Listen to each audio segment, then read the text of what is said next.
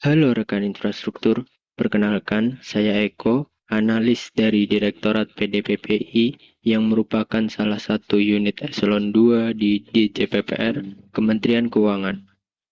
Unit kami mempunyai tugas utama untuk menyediakan fasilitas dan dukungan pemerintah untuk pembiayaan infrastruktur pada skema KPBU. Selamat datang pada series video yang bertujuan untuk menjawab pertanyaan-pertanyaan seputar KPBU yang kami dapatkan dari People Also Ask, mesin pencari. KPBU atau yang dikenal juga dengan Public-Private Partnership merupakan skema yang digadang-gadang menjadi alternatif dalam penyediaan infrastruktur di Indonesia yang bermuara pada pemenuhan layanan untuk masyarakat. Pemenuhan layanan ini merupakan tanggung jawab pemerintah, namun dengan skema KPBU, hal tersebut dapat dikerjasamakan dengan badan usaha atau swasta dengan memperhatikan minat mereka, yaitu mendapatkan keuntungan yang wajar. Pada kesempatan kali ini, kami akan fokus pada salah satu pertanyaan, yaitu siapa yang membiayai proyek pada skema KPBU. Pertanyaan ini mungkin menjadi salah satu pertanyaan yang sering kami dapatkan saat berinteraksi dengan pihak yang mulai mendalami tentang skema KPBU. Untuk membantu memahami jawaban atas pertanyaan tersebut, kita perlu mengingat kembali bahwa skema KPBU merupakan skema kerjasama antara pemerintah dan swasta dalam menyediakan layanan infrastruktur seperti yang kami sampaikan di depan. Yang perlu digarisbawahi dari kalimat sebelumnya adalah kerjasama atau partnership. Pada umumnya, kerjasama tersebut mencakup aspek desain, build, finance, operate, hingga maintenance selama jangka waktu tertentu. Jadi, fokus bahasan kita kali ini berkaitan dengan salah satu aspek cakupan tersebut, yaitu financing atau pembiayaan. Dalam skema KPBU, pihak swasta akan membiayai sebagian besar biaya proyek, yang mencakup biaya konstruksi dan biaya operasi. Kenapa disebutkan sebagian besar? Karena pemerintah juga tetap mempunyai kewenangan dalam memberikan dukungan dalam bentuk apapun untuk turut membantu pembiayaan proyek, meskipun porsi yang lebih besar tetap berada pada lingkup pihak swasta. Lantas, bagaimana pihak swasta membiayai proyek KPBU? Hal yang umum dilakukan adalah dengan menggunakan instrumen utang dan ekuitas dengan proporsi tertentu. Untuk dapat menentukan proporsi yang tepat, pihak swasta perlu menentukan nilai biaya modal yang tepat. Salah satu metode yang dapat digunakan adalah WACC, yang dapat menentukan biaya modal yang optimal dari beberapa kombinasi sumber pembiayaan.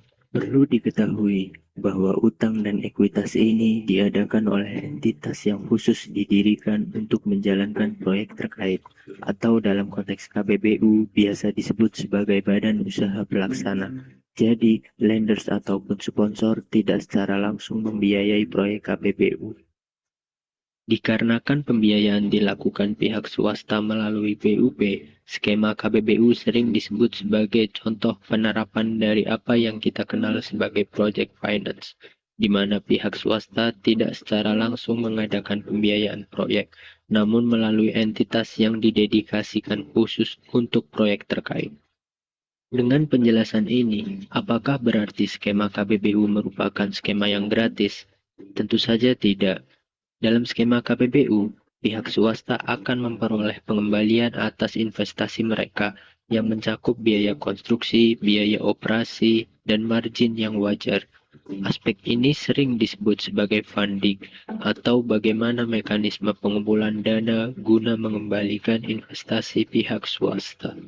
Di Indonesia misalnya, terdapat dua mekanisme pengembalian investasi yang umum digunakan, yaitu skema pembayaran ketersediaan layanan atau biasa disebut skema AP dan skema pembayaran oleh pengguna layanan atau yang biasa disebut dengan skema tarif.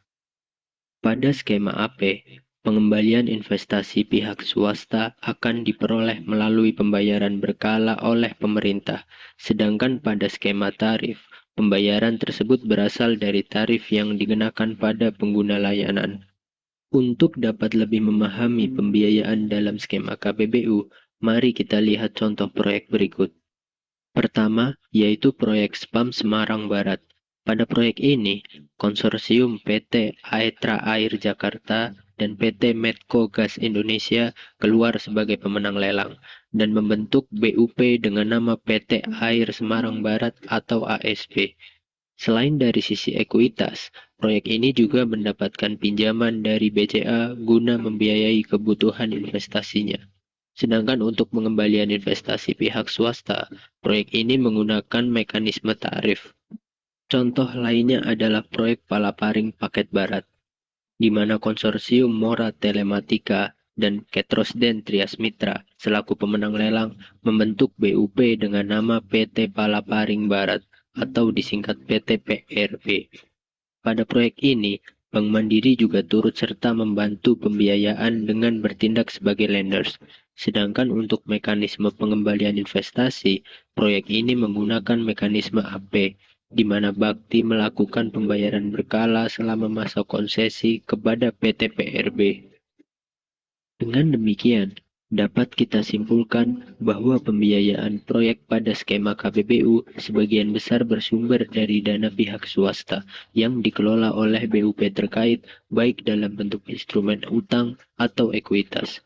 Untuk kemudian, pihak swasta akan mendapatkan pengembalian investasi tersebut ditambah dengan margin baik melalui skema AP ataupun skema tarif. Sekian penjelasan seputar aspek financing pada skema KPBU.